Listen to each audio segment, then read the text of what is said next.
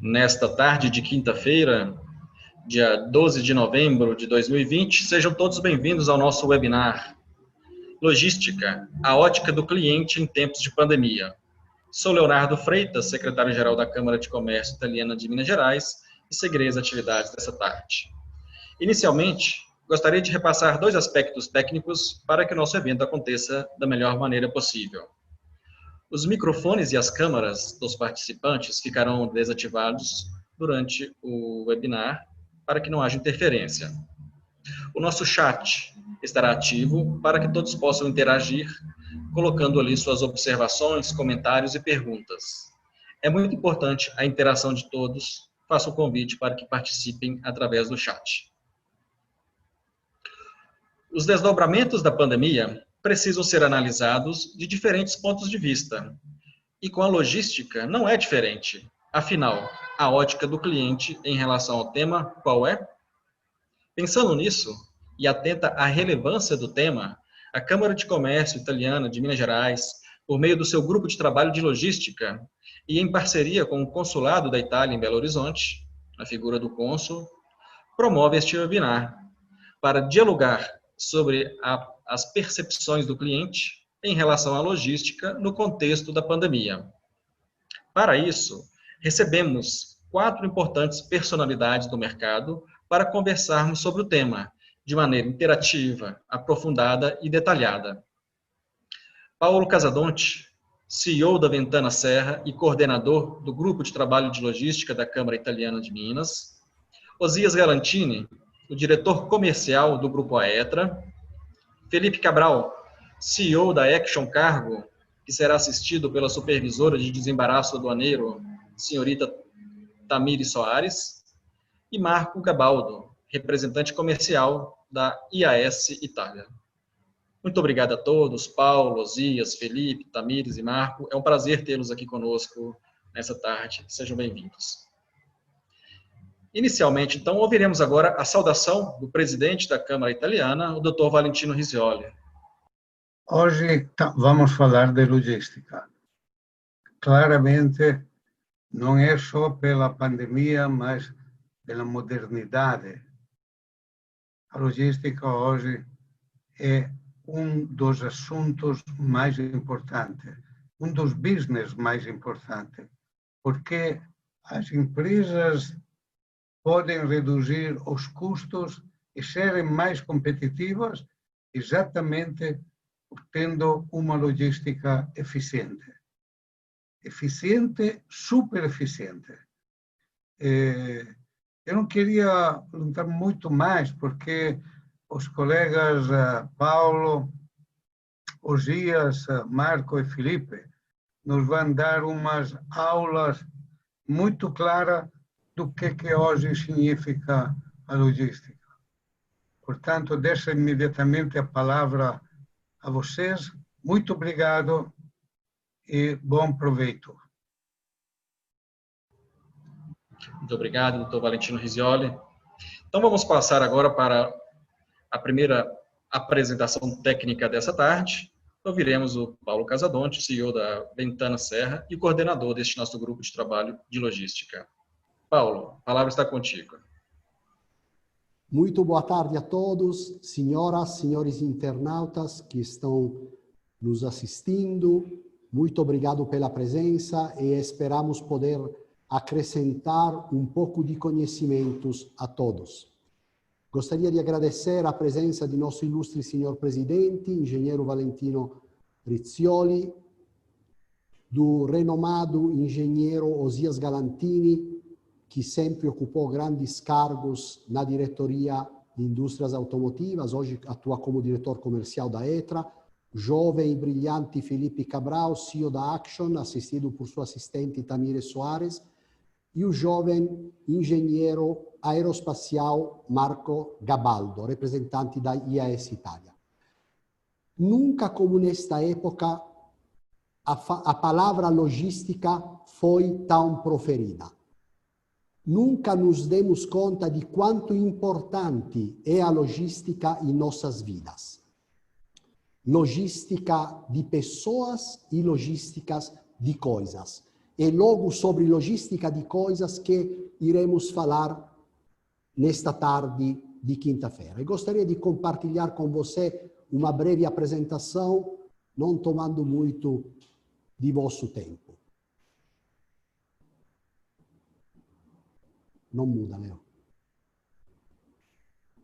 Perfeito. Costumamos dividir a logística em logística de pessoas e logística de coisas. Logística de pessoas tem a ver com mobilidade, que não é o assunto de nosso webinar. Logística de coisas nos dois modelos, de logística B2B e B2C. O que teria sido nosso dia a dia nesta pandemia sem todas as entregas a domicílio? Então, sem a logística B2C. Que, por contra, por trás tem o modelo logístico business to business, em suas várias modalidades. Então, modalidades aéreas, de transporte ferroviário, rodoviário, de navegação marítima. Esta é a logística.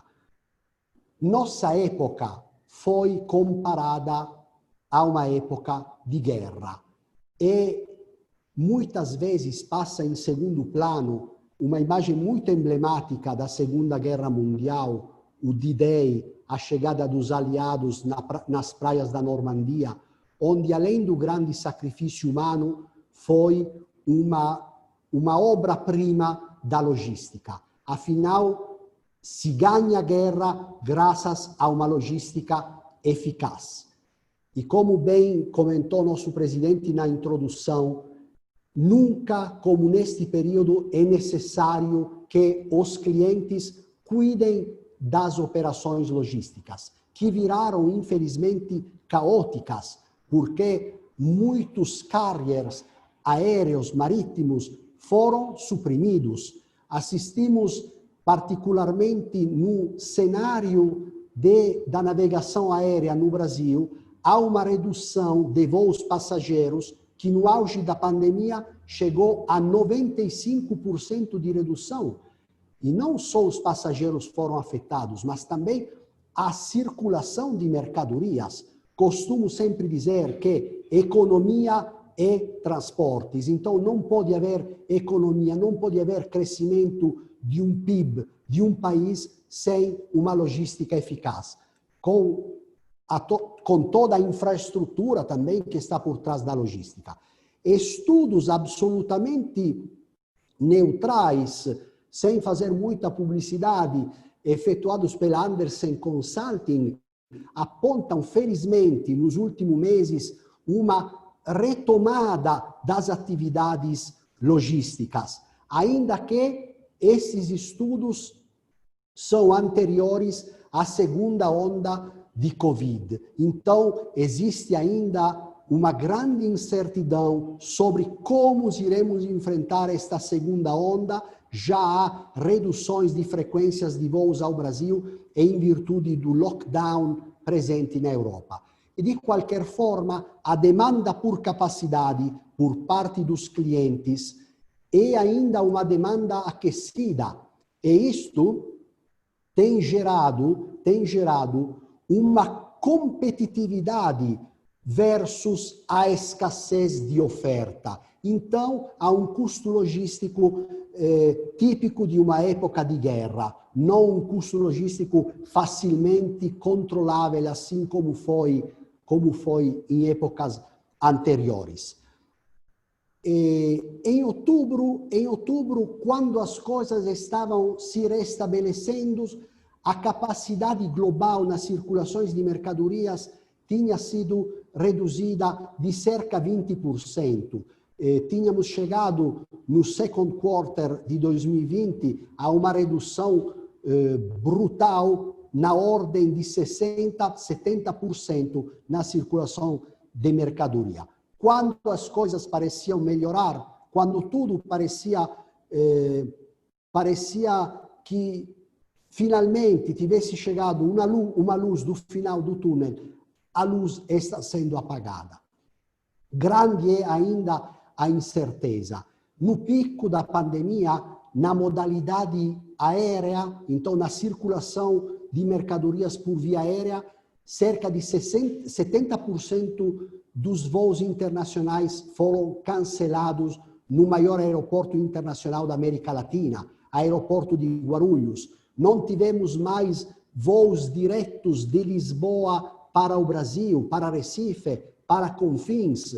A Argentina entrou num lockdown realmente muito rigoroso, com somente voos cargueiros chegando e saindo da Argentina. E como estamos no âmbito da conceituada Câmara Italiana, ítalo-brasileira de Minas Gerais, cumpre salientar que nos últimos 50 anos, pela primeira vez, nos últimos meses, não temos voos diretos da Itália para o Brasil e vice-versa. Nos aeroportos, nos terminais, a gestão da circulação das mercadorias foi algo realmente difícil por causa de escassez de pessoal, por causa do distanciamento. Então, é uma época que, se é difícil para nós, operadores logísticos, entendemos como o cliente, nesta época, está sinceramente sofrendo. E é nosso dever, nossa missão, fazer de tudo para amenizar os impactos. Grandes companhias aéreas, que me permito mencionar, Lufthansa, é de domínio público o prejuízo que desde março, abril vem enfrentando, perdendo cerca de 1 milhão de euros por dia. Imaginem como isso tem afetado todas as operações logísticas, particularmente no Brasil.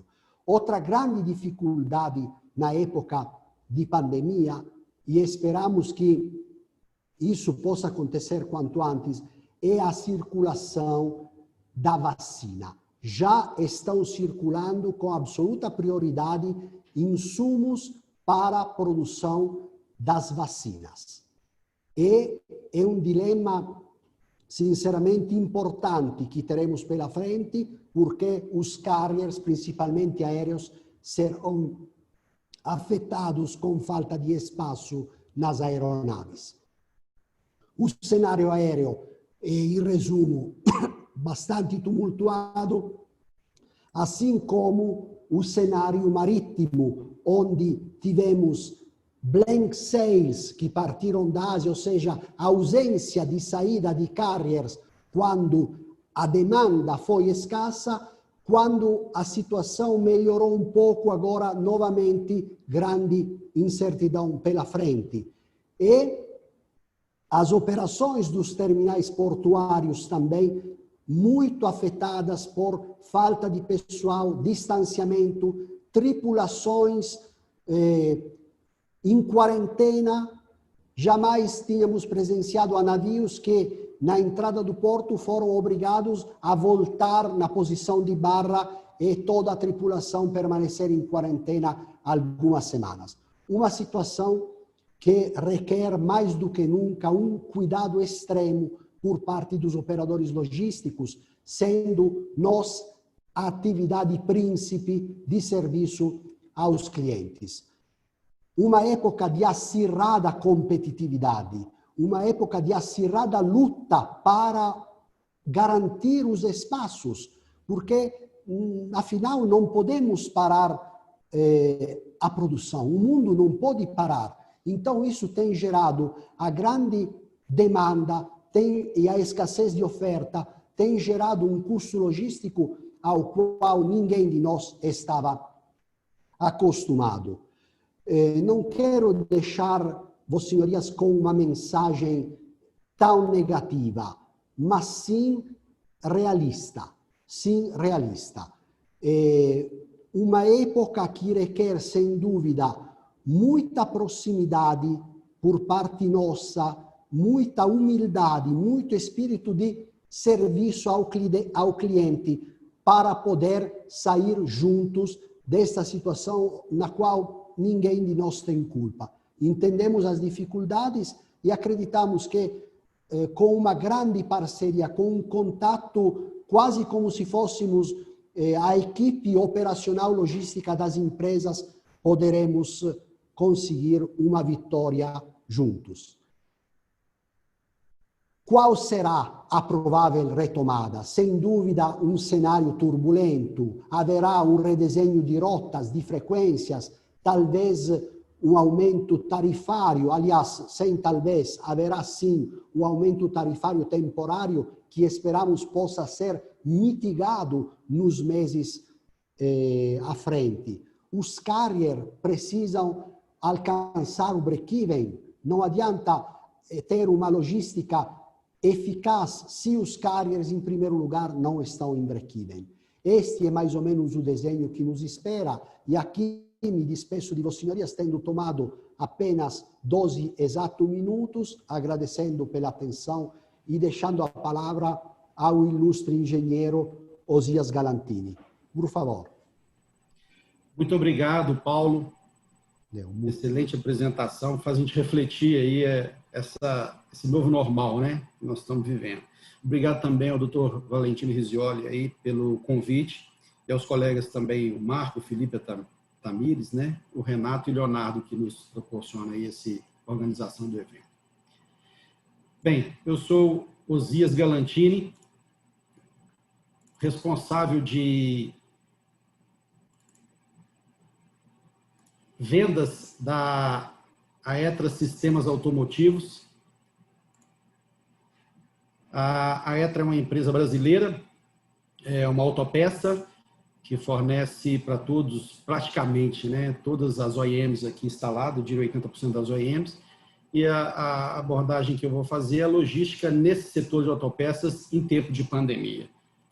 Para que a gente tenha um pouco uma agenda aí do tempo, né, organização do tempo, a ideia é falar um pouco sobre a Aetra, para vocês entenderem como a logística é ainda mais importante nesse momento, para vocês entenderem a nossa, entre aspas, a presença na região, dados do setor, para mostrar também como tem comportado o setor automotivo no Brasil, o papel da logística na visão da Aetra como um cliente dos seus fornecedores, mas também como um fornecedor das grandes montadoras, e aí um pouco de conclusão para a gente refletir.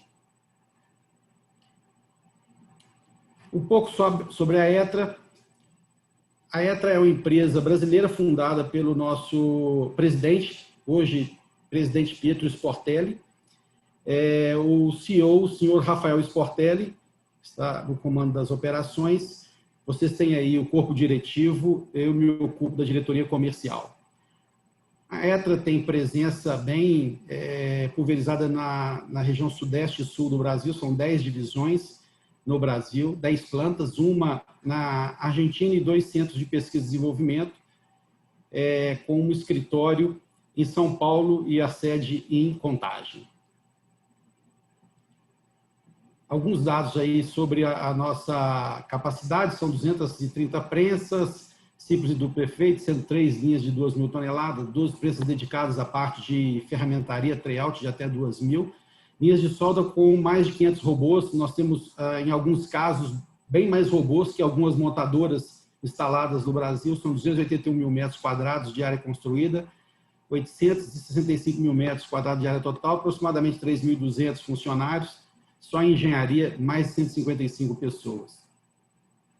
Nosso portfólio de produto passa de cabines completas a conjuntos soldados, estampados, peças feitas em roll form, para-choques em estampados, enrolados, protótipos, ferramentas e mais outros itens que vocês podem ver aí, mostrando que no carro nós temos uma presença muito completa na parte de body e de chassis desses veículos no Brasil. E também caminhões, temos a mesma presença e hoje praticamente fornecendo para todos os montadores instalados no Brasil. Clientes, vocês podem ver, como eu disse, mais de 80% do volume produzido no Brasil tem peças fabricadas pela Aetra. Estamos enfrentando a Covid como todos, o nosso protocolo ele não é diferente das empresas de vocês aí também, que é toda a parte de distribuição de máscara, uso de álcool gel, sinalização em todas as unidades, a parte de normas, medição de temperatura, relatórios, questionários diários, medidas na parte dos refeitórios, para possibilitar. Isso também vem a impactar na questão logística.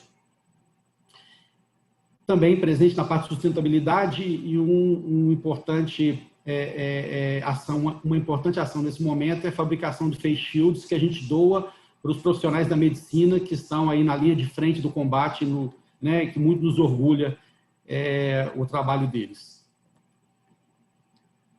Bem, os dados do setor, para vocês entenderem como a logística, por si só, hoje, como o Valentino, o Dr. Risioli comentou, ela já é importante, normalmente numa indústria automotiva de autopeças, no seu sistema como um todo. Mas, para exemplificar aqui, nós estamos usando alguns dados do Sindipeças, alguns estudos, aqui é mais visual para vocês entenderem que nós estamos tendo uma evolução da produção com base em 2012, percentual, como ela desacelerou a produção de automóveis comerciais leves e caminhões no Brasil e como ela está se retomando. A gente diria que é quase um V na produção, né? Uns falam que é o Nike, que aqui ainda está meio plano, aquele símbolo da Nike, mas a gente entende que a produção, com todas as restrições aí da questão do Covid, tem nos limitado, então a produção não está crescendo na velocidade que a gente pode ver aqui nesse slide, que é das vendas e receitas nominais da indústria de veículos, e motos e peças. A venda, ela está sendo realmente, teve uma desaceleração muito forte e um crescimento muito forte. Isso aí para exemplificar que nós estamos tendo diferentes aí, uma diferença na demanda e na oferta.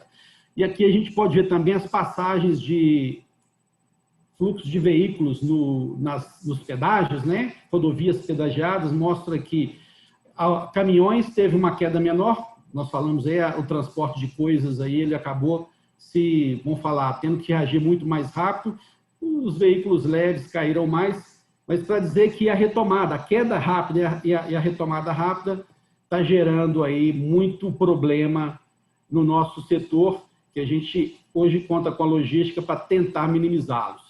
Aqui nós temos dados de estoques, para vocês entenderem também por que esse descompasso entre vendas e produção. A aceleração maior da venda e da produção está gerando um descompasso aí na indústria.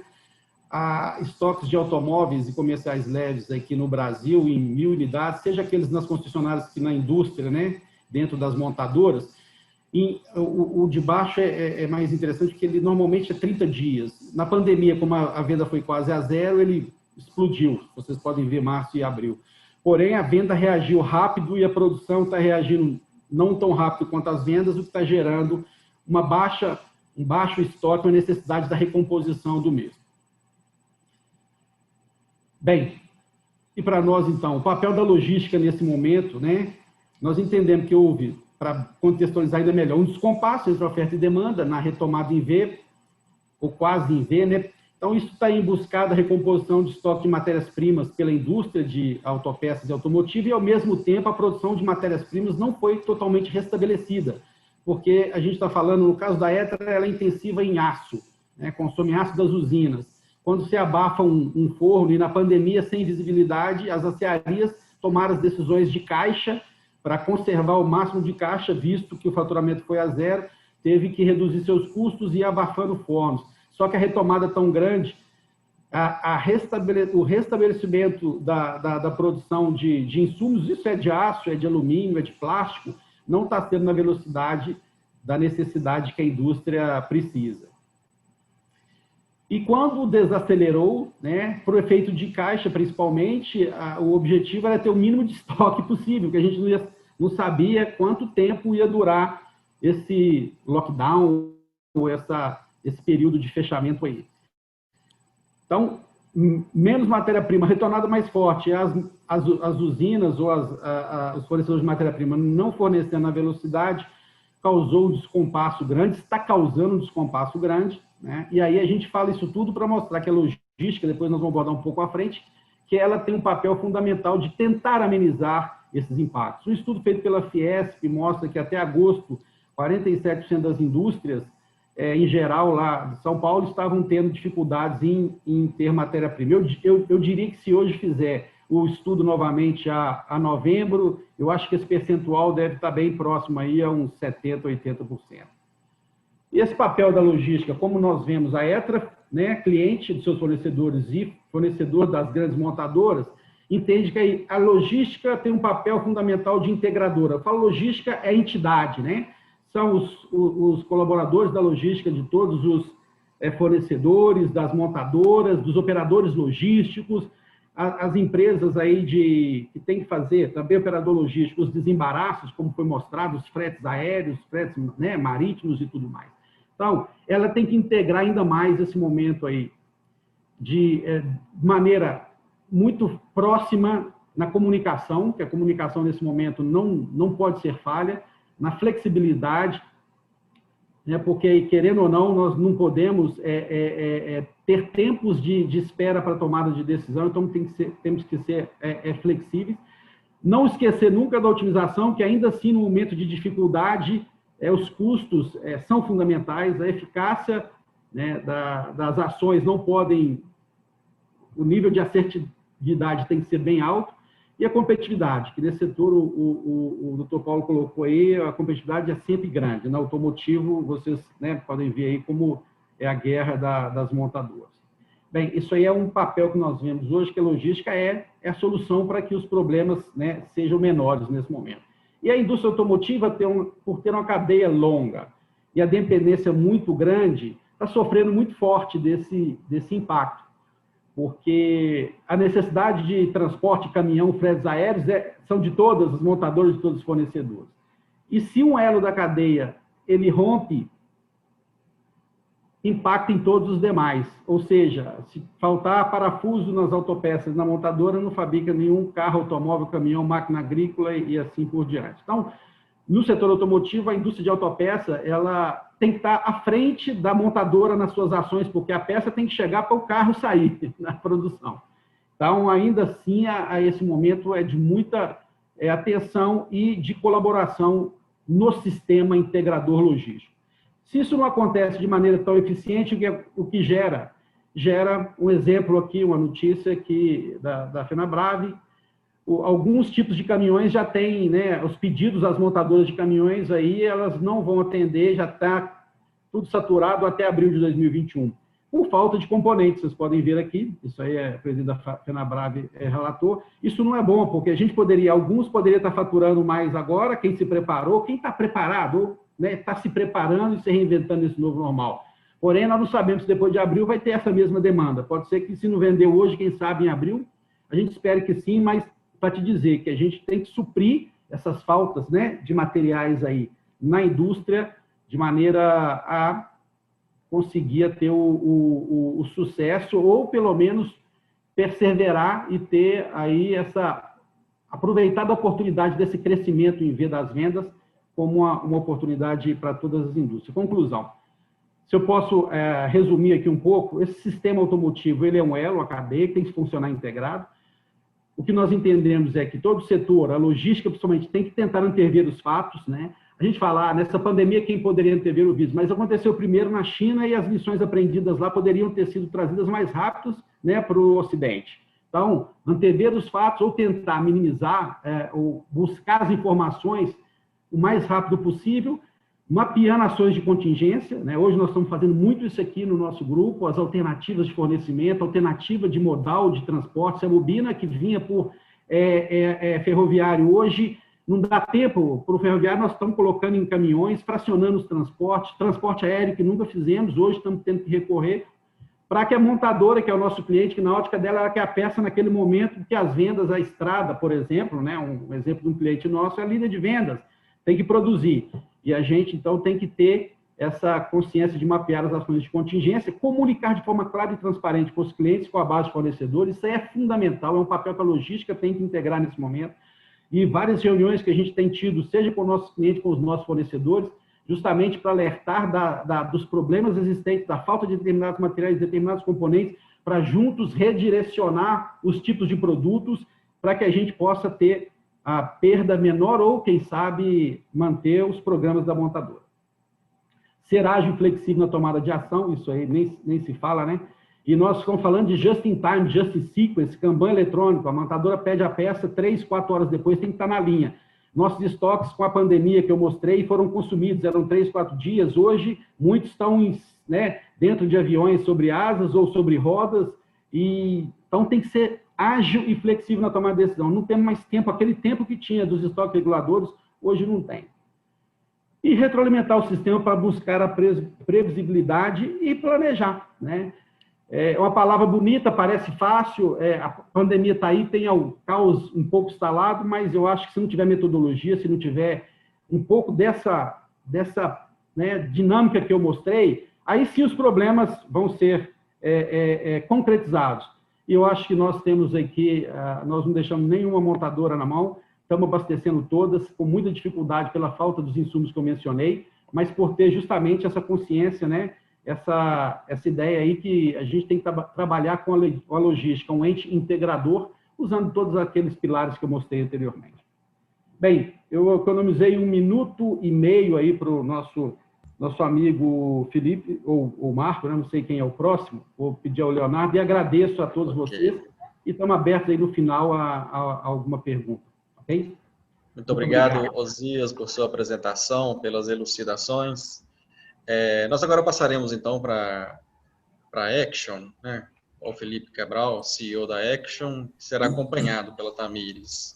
Então, por gentileza, Felipe, tome a palavra. Obrigado, Leonardo. Boa tarde a todos que nos assistem. Primeiro, queria parabenizar Osias e Paulo pela excelente apresentação, pela qualidade da informação. Queria agradecer também pela oportunidade, é uma honra participar de uma conversa de tão alto nível. Tamires, se você quiser começar a compartilhar a tela, agradeço, finalizando os agradecimentos, então, aí ao presidente Fizioli e a todos que nos assistem. Tamires, obrigado também por me ajudar aí com a parte técnica da nossa apresentação. Antes da gente entrar nisso tudo, eu queria comentar com vocês o início de tudo, como foi. A gente recebeu uma grande surpresa logo de início, com toda essa história de pandemia. Como o Paulo falou, os embarques dos EPIs, mas primeiro foi do Brasil indo para a China. Nós fomos bombardeados de processos de exportação dos EPIs do Brasil para a China. Quando a crise chegou aqui, ou quando o vírus de fato se instalou no Brasil, rapidamente o governo brasileiro bloqueou essas exportações através da alfândega. E por isso que a gente queria comentar com vocês as questões do desembaraço. A logística é muito importante na parte física de movimentação, mas sem o desembaraço, sem as aduanas, tudo trava. Nós, então, nesse momento, começamos com as exportações, depois vieram as importações dos EPIs. O mundo inteiro teve que se adaptar. O volume de exportação da China de máscaras e outros produtos relacionados ao combate à Covid foi muito grande. A alfândega da China começou a se adaptar, isso foi um caos, a cada semana eles iam tomando decisões diferentes, mudando a regra do jogo. E nós tínhamos clientes que já tinham comprado os produtos entregues no aeroporto, vinha uma regra nova, precisa de uma licença, não precisa de licença, certificações. As aduanas do mundo todo também, qualquer tipo de máscara eu também não quero. Então, vou ter que ter um mínimo de qualidade, vai ter que ser FDA approved, ou então vai ter que ser aceita pela comunidade europeia. E aí as máscaras já compradas, já pagas pelos importadores brasileiros, entregues na alfândega da China e sendo impedidas ou de sair de lá, ou chegando aqui sendo impedida de liberar. Então, foram dias, semanas, na verdade, né, meses bastante conturbados. Nós pegamos aqui o depoimento do presidente da Associação de Agente de Carga Aéreo da Itália e basicamente eles passaram pelas mesmas dificuldades de todo mundo. Depois a gente pode compartilhar o texto inteiro aí com o Leonardo, para ele compartilhar com os participantes. Mas nós destacamos um pequeno trecho aí onde eles falam bastante dessa redução de opções de voos, que já foi lembrada pelos colegas. De repente, não existem mais aeronaves. As aeronaves de passageiro, para quem não, vocês todos devem saber, mas para quem não sabe, leva sempre uma quantidade enorme de mercadorias. Quando não tem esses voos, se canaliza tudo nas poucas opções cargueiras. e as alfândegas tentando se adaptar ao que vem, ao que sai e o que fazer, principalmente nas questões dos EPIs. Vocês devem lembrar também as dificuldades que o Brasil teve com os respiradores. Os americanos entraram no mercado chinês, simplesmente encheram as aeronaves, tiraram os pedidos do mundo inteiro, e nós aqui tentando trazer, o mundo inteiro tentando trazer os seus respiradores também para a luta individual de cada país. Mas então, como um trecho aí, a questão da importação dos dispositivos médicos, as alfândegas tendo que se ajustar e criando corredores. Isso aconteceu no Brasil também, foram criadas diversas autorizações mais ágeis para produtos de combate ao Covid. E a Tamires vai agora dar sequência, então, à apresentação. Mais uma vez, obrigado pela atenção de todos, pelo tempo de vocês. Tamires, por favor, conta um pouco mais aí de como foi a batalha no dia a dia. Boa tarde, gente. Obrigado, Felipe, aí, por compartilhar. Agradecer aí a todos, agradecemos também a oportunidade, né, de estar participando de um evento dessa importância. Nós tivemos vários desafios, né, no desembaraço aduaneiro nesses tempos de pandemia e distanciamento social. E para a gente falar de desembaraço aduaneiro, né, nós temos que falar aí de todos os demais entes envolvidos, né, para essa engrenagem funcionar, né? Então, foram feitas várias adaptações, né, do desembaraço aduaneiro brasileiro para ajustar esse momento difícil que a gente está passando, né? Nessa engrenagem toda, a gente tem os transportadores, os importadores, exportadores, os agentes de cargas, terminais, as empresas de despachos e os órgãos públicos, né, que foram também muito importantes nesse processo aí, que está sendo, né, importante nesse processo da pandemia. E como o desembaraço aduaneiro, ele é a ponta, né, ele é o final de linha desse processo todo, do comércio exterior, ele acaba sofrendo bastante. Então, essa engrenagem toda, todos esses entes têm que funcionar muito bem para a gente conseguir concluir o desembaraço, né? Falando um pouco mais da rápida reação que nós tivemos no Brasil, né, principalmente pela Receita Federal, nas medidas, né, tomadas, né, colocamos aqui várias notícias, né, das notícias das medidas que foram tomadas, legislações, né, da Receita, dos órgãos anuentes, né, para poder passar por esse período de uma forma mais tranquila. Então, foram criados vários facilitadores para esse momento ser facilitado para o desembaraço aduaneiro no Brasil. Então, a Receita foi um dos primeiros órgãos, o primeiro órgão, na verdade, que tomou várias medidas, legislações, decretos específicos, né, para facilitar o desembaraço dos produtos de combate à pandemia. A Receita Federal também, né, dentro dos demais órgãos públicos, fizeram facilitações para o desembaraço aduaneiro dos produtos destinados ao Covid-19, né, fizeram incrementar, assim, foi muito incrementado nesse período também o atendimento virtual pela Receita, né, a criação de dossiê que já estava sendo feita, mas muitas outras medidas via portal foram feitas durante esse período para atender, né, o momento. Foi criada também um comitê que foi criado para tratar somente desse assunto, né, uma portaria criada especificamente para tratar desse assunto. Zeragem de alíquotas que foram criadas para importação, né, facilitar a importação também dos produtos de combate ao Covid, isenção dos tributos federais para também aos itens destinados a esse fim. Enfim, tivemos várias medidas, né, vários decretos, legislações, itens que foram impostos e ajustados no início, ali bem no início de março mesmo, quando, né, estourou o boom, para ajudar facilitar o desembaraço aduaneiro no Brasil. As adaptações, assim, que a gente vê que todas as empresas, né, tomaram durante esse período também, foi a extinção um pouco do papel, né, que a gente estava mais acostumado, já estava no processo, mas ele teve uma celeridade maior nesse período, né? Então, verificação física que os fiscais faziam à distância foi intensificado, já existia, mas não era muito usado, foi intensificado. Alguns armazéns que não tinham cálculo de armazenagem virtual, né, solicitação virtual, impuseram isso também. Os portos começaram a aceitar a cópia virtual também do conhecimento eletrônico, né, os portos e aeroportos, então a gente não precisava mais entregar o físico.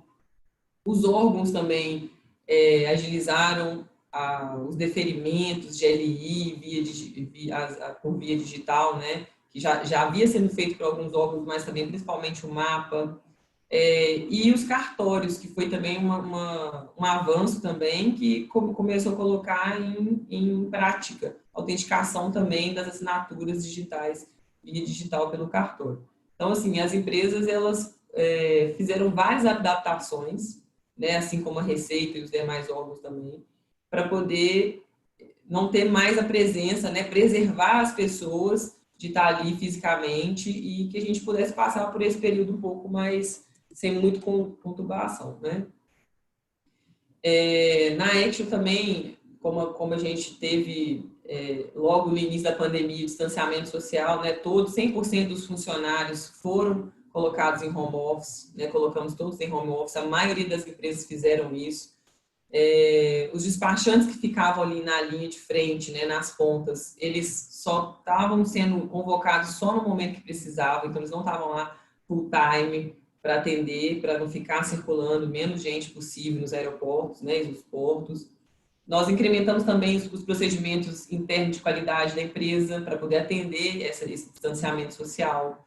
Tivemos monitoramento psicológico para ajudar os colaboradores que passaram pelo processo da doença, né, do Covid, tiveram colegas também que passaram pela doença. E assim, a intensificação foi muito grande nesse período para poder atender. Então, as vias de comunicação, Zoom, Skype, todos os aplicativos, né, que poderíamos criar e ajustar para poder funcionar melhor a comunicação entre os colegas de trabalho e também com os demais órgãos para facilitar essa interação e não travar, né, o desembaraço aduaneiro, né. O Felipe comentou no início, né, vou falar um pouco mais aqui, mais brevemente, sobre o problema que refletiu muito, foi muito grande, que refletiu muito no Brasil, que foram os produtos vindos da China, né, que estavam tendo, as classificações estavam incorretas, o Felipe citou sobre as máscaras, que elas estavam vindo com classificação errada, então estava dificultando tanto o desembaraço das mercadorias lá na China, para poder embarcar, quanto também aqui no Brasil na chegada. Então, nós tivemos aqui, junto com a consultoria Action, um trabalho de reclassificação dessas mercadorias, para poder corrigir lá, embarcar com mais facilidade, né, colocando as classificações próprias, não só destinadas ao Covid, né, especificamente colocando dentro desse item de classificação de combate ao Covid, mas também na sua própria classificação para facilitar o desembaraço na China. E aí, acabamos fechando até charter também, né, nesse período, para poder facilitar o embarque e chegada, para não ter que parar e não ter nenhum transbordo em outra alfândega, né, em outro país, né, como aconteceu nos Estados Unidos, de ser confiscado, né, material para isso. Então, nós tentamos evitar qualquer transbordo de mercadoria, fechando o charter direto para o Brasil desses produtos. E com tudo isso, né, com todos esses entraves aí no desembaraço aduaneiro, né, a conclusão que nós temos hoje, né, que com todos esses problemas a gente também teve muitas oportunidades, né? O Brasil, ele avançou aí em várias automatizações, né? A gente teve maior agilidade no desembaraço aduaneiro, achávamos que ia ter mais problemas, mas realmente foi um facilitador, a Receita facilitou bastante coisa, as automatizações que foram feitas por eles. As empresas também experimentaram home office, algumas gostaram e foram surpreendidas realmente com os resultados, como fomos aqui na Action, né? O trabalho não parou, pelo contrário, a gente trabalhou, intensificou mais ainda, né, por esse período. Os terminais, os armazéns experimentaram também essa sistemática, foram obrigados a implementar sem testes, né, essa parte de de atendimento virtual, as vistorias também que a Receita experimentou e, né, tivemos na pele essa prática e como que funcionou bem. Enfim, a gente sabe do comércio exterior brasileiro, né, da parte de desembaraço, que ainda é muito burocrática, a aplicação de penalidades, multas, é uma coisa que a gente ainda sofre muito aqui no Brasil, mas também conseguimos saber que estamos rumo a essa desburocratização. Então, o mercado dele, com certeza, agora vai ser mais competitivo, a gente vai conseguir realmente não voltar um pouco atrás, né, do que já está sendo feito, e pegar essa engrenagem aí para que consiga o desembaraço ser também um facilitador, né, para o nosso país. Obrigada aí, gente, pela participação. Muito obrigado, Tamires. Nós agradecemos a sua palestra, bem como as falas do Felipe. Gostaria somente de avisar que já temos aqui perguntas no nosso chat e ao término faremos essas perguntas aos palestrantes, né? Gostaria também de reconfirmar que enviaremos esse vídeo para todos que estão participando, de forma que se alguém, por motivo de internet, conexão ou de áudio, perdeu alguns segundos da apresentação, vocês poderão rever este vídeo. E, como terceira observação, eu trago aqui as saudações do cônsul italiano em Belo Horizonte, Dário Savarese, que, por problema de agenda, não pôde estar conosco nesta tarde, mas foi um apoiador e co-realizador deste nosso webinar. Eu passo, então, a palavra para o nosso próximo palestrante, né, para o Marco. Peço a ele que se apresente e que tome a palavra. Marco, boa tarde. Boa tarde a todo mundo. Eu vou logo abrir a apresentação para não perder tempo. Bom, eu sou Marco Gabbado, engenheiro aeroespacial. Eu sou italiano e naturalizado no Brasil já há mais de 4 anos. Como engenheiro aeroespacial, eu sou responsável pela aeronavegabilidade de aeronave asa fixa e rotativa, ou seja, eu sou um dos responsáveis que libera a aeronave pronta para voar, tanto aeronave como aviões, chamado de asa fixa ou helicóptero. Bom, a IES é a firma, podemos dizer, uma das maiores firmas do Sul da América responsável pela manutenção de motores de aeronave. No específico, motores militares, também motores de operadoras de aeronaves civis. Neste período de pandemia, trabalho muito a IES para poder ajudar a Polícia Militar, no caso específico, helicóptero, a Polícia Militar, que foram responsáveis pelo transporte de pessoas portadoras do vírus Covid-19. O que aconteceu nesse período? Bem, primeiro vamos falar só rapidamente a IES. A IES fica em Belo Horizonte, São José da Lapa, um pouquinho fora de Belo Horizonte, próximo do aeroporto de Confim. É uma firma que trabalha com as fabricantes maiores do mundo de motores, a Rolls-Royce, a Whitney, fabricante também de peças aeronáuticas como ST Engineering, Honeywell. Os padrões são muito elevados, a qualidade é o máximo nível possível, então para manter esses padrões, às vezes é importante assumir a responsabilidade de aceitar ou não aceitar algum tipo de manutenção. O que aconteceu nesse período de pandemia? Muitas aeronaves ficaram paradas. Ou seja, a aeronave paradas é uma aeronave que pode ter problema de desgaste também, mesmo se fica parada, poeira, corrosão, etc. A aeronave é feita para voar, não para ficar paradas. Ficar 2, 3, 4 meses parada significa fazer uma manutenção extraordinária, fora do normal. Isso criou imprevistos. Clientes que ligaram, enviaram e-mail pedindo uma manutenção de motores Rolls-Royce, que são manutenções de $50 mil, são manutenções muito caras, só que foram um pouquinho fora do normal. Precisamos fazer a manutenção de aeronave parada há 2, 3 meses. Isso foi um dos problemas que surgiram nesta pandemia. Outras coisas foi tentar de resolver problema de prioridade, que foi mais a diretoria. Vamos dar prioridade a aeronaves militares, não porque são militares, porque estão ajudando no combate ao coronavírus. Então, tem cliente que precisa ligar, explicar, não, vamos colocar vocês em outra posição, em espera, por quê? Porque agora não é prioridade. Isso foi um dos problemas maiores nesse período de pandemia, lidar com os clientes.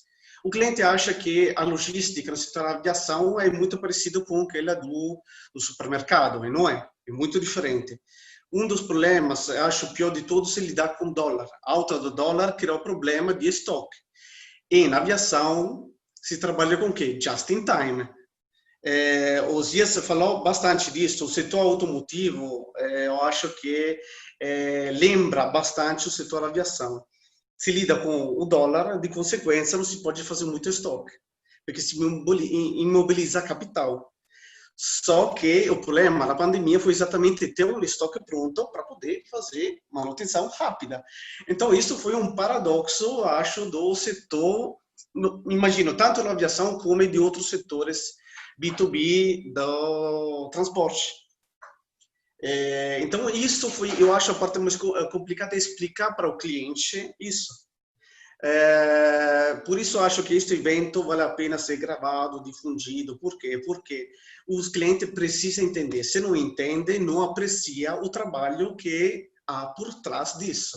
Às vezes, pode até usar palavras fortes contra o que trabalha na indústria, mas é assim que está acontecendo. Então, mudança de prioridade foi um dos problemas maiores. Dólar, alta do dólar, manutenção fora do normal, que é manutenção de motores e aeronaves paradas. E acho o pior de todos é a canibalização de peças que acontece na aviação. Isso pode levar práticas ilegais e pode levar até incidentes aéreos que ninguém vai ver agora, vai refletir isso daqui a 3 meses, 6 meses. Mas com uma boa fiscalização, canibalização é uma prática normal. Por isso que frotas de aviões no setor militar e civis tem mesmo um modelo de aeronave para poder canibalizar peças. Isso é normal, uma prática que, segundo os fabricantes, é possível. Agora, precisa de fiscalização severas. E também flexibilidade na parte de documentos. Em poucas horas você tem que emitir um documento para permitir a aeronavegabilidade de uma aeronave militar. Por quê? Porque é um caso de urgência, necessidade. Agora, o setor civil, você tem muito atraso na documentação, também tem que ser flexível. Por quê? Porque a aeronave não podia voar e, ao mesmo tempo, não tinha caixa suficiente para pagar a manutenção. Isso são, pelo menos, problemas que eu quis assim, trazer para vocês, porque é o dia a dia no setor de manutenção de motores. Também de aeronave. Eu estou falando da IES, que é manutenção de motores, mas também na aviação em geral foi essa. Eu trabalhei para outras firmas no setor de construção de aeronave. E eu vi de tudo. Peças que chegavam rápido, outras peças que não tem previsão nenhuma de chegar, e atraso na entrega de produto à aeronave, que eram prontas em 3 meses e agora só o ano que vem. Mesmo com um cliente que paga valores bem elevados antecipadamente. Bom, então, eu acho que é importante pensar nisso. Será que o modelo just-in-time é ainda o modelo melhor para ser usado na aviação, considerando o que vai acontecer futuramente? Porque vai ter primeira onda, segunda onda, pode ser que vai surgir outro tipo de doença futuramente. Então, será que just-in-time é ainda um modelo melhor? Outra questão, eu acho que era interessante discutir depois é banco. Os bancos, eu acho que deveria também ajudar nisso. Porque just-in-time é feito para quê? Porque você imobiliza um capital de peças muito caras, então você tenta de pedir em cima da hora, com todos os benefícios e também os problemas. Se o banco não ajuda nisso, automaticamente esse tipo de filosofia e logística não faz nenhum sentido. Nós podemos se esforçar quanto quiser, mas sem isso ajuda, apoio dos bancos, eu acho que não podemos nem fazer milagres, não é?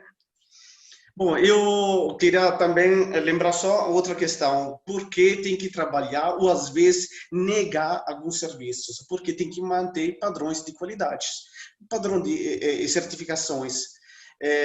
Isso obrigou, muitas vezes, a perder dinheiro, não porque não tem serviço, mas porque, faltando peças, ou distanciamentos sociais, ou medidas, às vezes fazendo ou não sentido, impediram de manter uma qualidade boa e garantir uma certificação segundo os padrões internacionais.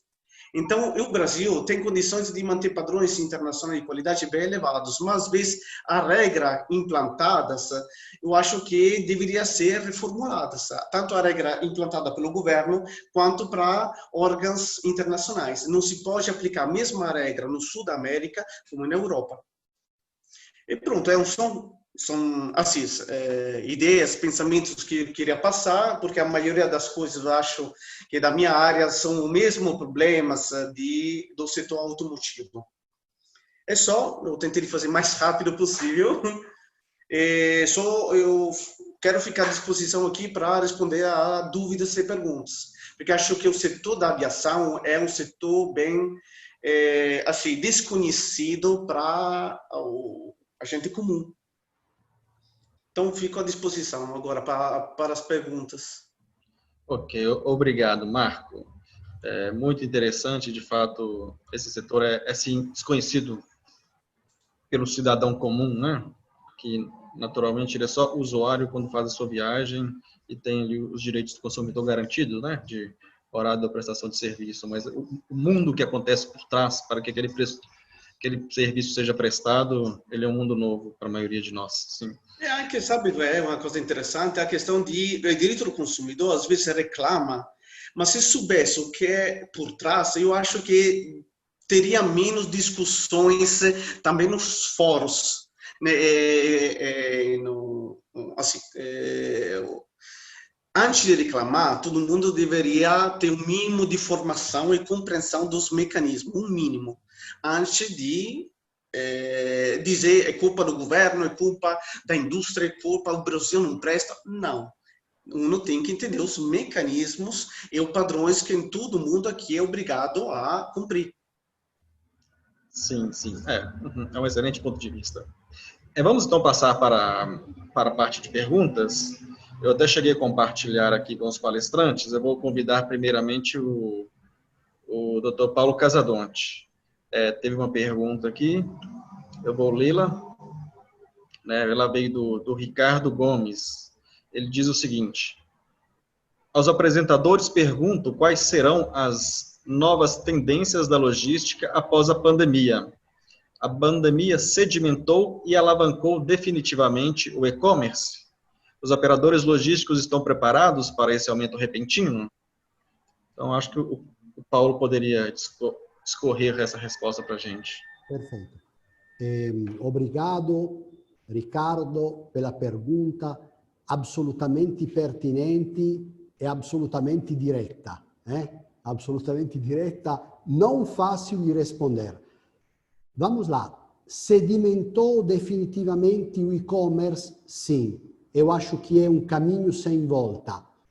Ainda que bastou na segunda-feira uma notícia, bastou a circulação de uma notícia a respeito de uma nota casa farmacêutica estar próxima à vacina, ou seja, já na fase 3 avançada, com um bom sucesso da vacina, que as ações das empresas ligadas ao e-commerce despencaram. Então, isso é um pouco sintomático. De todas as formas, é um caminho sem volta, absolutamente sim. O comércio, de uma forma geral, terá que se reinventar. O grande comércio das grandes lojas, não sei até que ponto conseguirá sobreviver. Ouço muito falar de pequenos comerciantes que montaram uma lojinha virtual. Acho que esta é uma tendência, um caminho que não terá volta. Está o mundo preparado para tudo isto? Talvez ainda não. Talvez ainda não, porque quando se fala de logística, logística é uma palavra muito abrangente, que envolve infraestruturas, então investimentos em participações público-privado, que envolve financiamentos, envolve tantos fatores. E, querendo ou não, a pandemia nos trouxe um retrocesso logístico, porque muitos carriers deixaram de operar, muitos carriers, infelizmente, não conseguirão sobreviver. Este é fato. Ao longo deste webinar, estamos no timing preciso, sem aborrecer ninguém dos internautas, todos abordaram aspectos muito, muito interessantes. Espero que, afinal, senhoras, senhores internautas, possam ter um conhecimento geral um pouco mais ampliado. Espero ter respondido diretamente a sua pergunta, Ricardo. Muito obrigado, Paulo. Tem uma segunda pergunta aqui, eu direciono ela para o Osias, da ETRA. A pergunta é: chegaram a flexibilizar de algum jeito na produção? Se sim, o quão eficaz foi essa flexibilização, Osias? A pergunta é interessante. A gente está fazendo isso aí constantemente, a flexibilização da produção, seja no cliente que nos fornecedores. Um exemplo é a matéria-prima. Como eu falei, os estoques reguladores foram consumidos com esse descompasso aí da oferta e da demanda. E aí tem algumas matérias-primas que estão chegando em cima da hora. Eu identifico uma matéria-prima alternativa, ela vem do sul, então chega aqui, num certo horário, tem que transformar para entregar a peça. Aí esses cálculos a gente entende que vai atrasar 1 hora. Falo de just in time, 1 hora é muito, meia hora. E aí concordo, às vezes, com o cliente de vamos antecipar ou o jantar, ou o almoço, ou postergar em meia hora, em 40 minutos, para que aquela peça... Ou então fazemos uma revisão no mix, colocamos um outro produto que a gente tem, aquele vai se atrasar e ser montado quando a peça já estiver disponível. Então, a todo tempo, acho que eu falei da cadeia como um elo, né? Os elos da corrente, e o mais fraco é que dita a força dessa corrente. Ótimo, gente. Tem uma observação aqui do Marco, o nosso palestrante, Marco Gabaldo. Ele diz que flexibilizar a cadeia produtiva leva, às vezes, à perda de qualidade do produto. Antes que ele justifique, eu vou inverter aqui agora. Osias, o que você acha dessa frase? É uma posição muito específica talvez do setor? Qualidade no setor automotivo não se discute. Ela é preponderante. Se flexibiliza desde que se tenha o mesmo nível ou superior de qualidade. O nível inferior não flexibiliza. Porque carro anda a X quilômetros, 100 quilômetros, 80 quilômetros, são vidas. Então, esse é um ponto que não tem negociação. Joia. Imagino que seja o mesmo no setor seu, né, Marco? Eu mesmo. O único problema na aviação é que demora muito requalificar o fornecedor. Se falta uma matéria-prima, não posso de um dia para o outro escolher outro, não. Precisa um processo burocrático internacional, nacional, ANAC, FAA, etc., para depois, 1 ou 2 meses, ver se eu posso comprar aquele novo produto. O que mata na aviação é burocracia. No setor automotivo, deve ser um pouquinho mais rápido o processo, mesmo se demora. Requalificar. E às vezes você escolhe um fornecedor que te fala, só eu que te posso dar alumínio bom para a sua aeronave. E daí? Eu faço o quê? Entendeu? Isso que acontece. Então você começa a dizer, bom, vamos pensar um pouco, vamos sacrificar a qualidade, vamos sacrificar ou aumentar o custo de fabricação. Isso que é o problema. Marco, aí nesse caso, algumas vezes a gente usa o peso do sistema, né? A negociação global de uma montadora que ajuda um fornecedor no alumínio a ter aquele alumínio no tempo certo, mas sem mudar as características do mesmo, mas pensando globalmente, né? Mas as regras são claras, a qualidade não se discute. Não se pode, é um item de segurança, né? Carros, de segurança também, sim. Ok, perfeito. Nós temos aqui uma última pergunta, eu vou fazê-la para todos os nossos palestrantes. O último a responder será o Casadonte, que em seguida ele faz as suas considerações finais. A pergunta veio do Marcelo Sarans, espero que seja essa a pronúncia, Marcelo, me desculpe se estiver errado. Pergunta a todos os palestrantes, de acordo com as melhorias citadas pela participante Tamires em relação às burocracias, podemos dizer que o Brasil sai fortalecido desta crise neste requisito? Então, em outras palavras, ele quer dizer se o Brasil sai fortalecido com essas otimizações do processo de despacho alfandegário pela Receita Federal, né? Então, eu acho que não só o Brasil, né? Todos os países saem fortalecidos. Inclusive, esse foi o último tópico. Eu acho que nós, diante dessas dificuldades, tivemos a ganhar várias coisas, principalmente, né, no quesito desembaraço, que é a parte que eu posso falar com mais propriedade.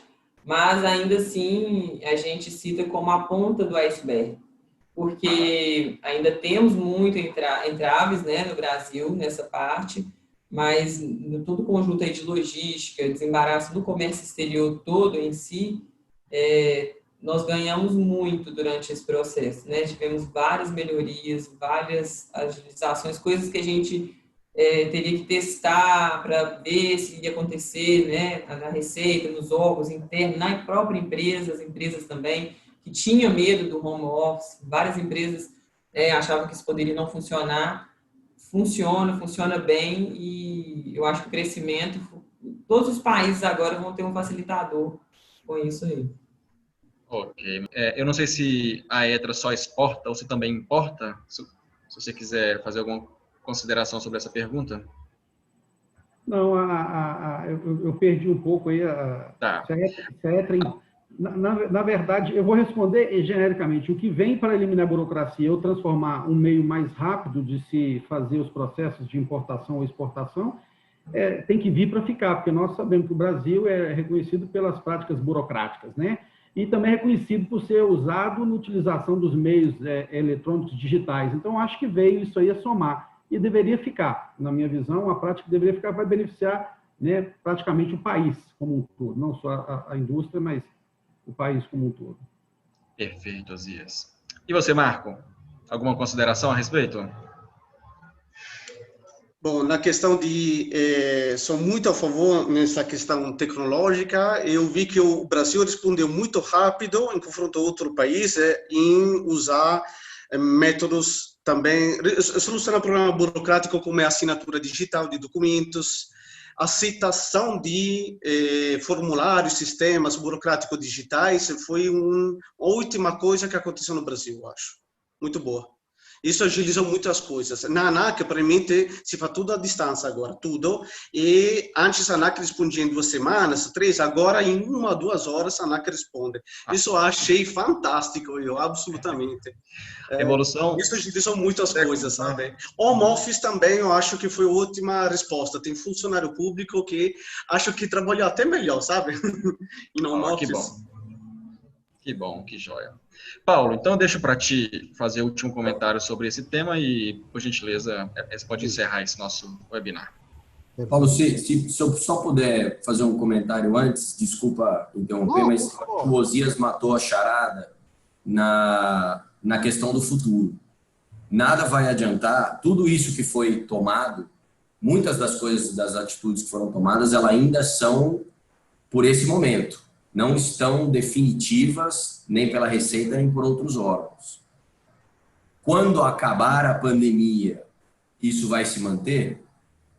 E essa seria a grande chave se o Brasil sai fortalecido ou não. Se eles derem 2 passos atrás, não mudou nada. Desculpa, Paulo. Não. Por favor, Felipe. Bom, não vou entrar nos aspectos macroeconômicos. Antes de nosso webinar com o engenheiro Rizzoli, tivemos um encontro com nossa associação de São Paulo. Honestamente, a visão, os cenários macroeconômicos que uma famosa economista nos prospectou não são dos mais róseos. Mas tudo bem, não vou entrar no mérito. Gostaria, em primeiro lugar, de responder diretamente à observação do internauta submetida a nós pelo Leo. Muitos anos atrás, no Vietnã, um amigo me fez observar: Paulo, mas vossa alfândega funciona como uma punição? Tudo é multar, punir, parar, travar, fiscalizar? E eu fiquei um pouco numa saia justa, mas Felipe e Tamires muito bem explanaram a nova, digamos assim, a nova tendência, o momento incipiente que desburocratizou um pouco as alfândegas brasileiras, que notoriamente são alfândegas extremamente burocráticas. Muito boa intervenção vossa a respeito do desembaraço, porque no Brasil nunca foi uma mera formalidade, assim como em outros países. É uma atividade importantíssima em qualquer processo de importação e de exportação. Sinceramente, espero, principalmente com a entrada já há anos no Brasil da AEO, ou seja, a certificação internacional das alfândegas para todos os operadores logísticos, que as alfândegas sejam sempre mais rápidas, por um benefício comum, como bem disse Osias, um benefício comum da economia. Hoje, o Brasil está desembaraçando 24 horas. Foram cunhados jargões técnicos brasileiros muito emblemáticos. Desembaraçamos no ar, sobre água, sobre rodas. Anos atrás, isso não era minimamente pensável. Sinceramente, espero que todo este legado da pandemia, que a pandemia nos trouxe, não seja perdido. Então, cabe a mim concluir agradecendo agora, em primeiro lugar, o colega Renato, que convidou tão ilustres palestrantes que iluminaram nossa tarde. Navegamos com o renomado Osias pela indústria automotiva, uma indústria que Womack Jones Ross define em um livro, Pedra Miliar para a indústria automotiva, define como a indústria das indústrias. Tão alta é a complexidade do sistema automotivo. Passamos pelas explanações do Felipe e da Tamires, que bem centraram o problema do desembaraço e as tendências atuais no Brasil. E, enfim, voamos percorrendo um sonho humano que parte pela lenda de Ícaro, Leonardo da Vinci, e chega até nossos dias com Marco Gabaldo, pelo fantástico mundo da aviação, pelo qual sou sinceramente apaixonado. Comentava antes com os colegas a respeito da mais linda máquina que jamais foi construída para voar, SR-71, Blackbird. Convido todos a estudar um pouco sobre esta máquina fantástica. Aqui nos despedimos. Na vida sempre teve uma missão, a de divulgar o conhecimento. Espero que nós todos, nesta tarde, tenhamos conseguido acrescentar um pouco de conhecimento logístico a todos vocês. Nosso muito obrigado e até o próximo webinar.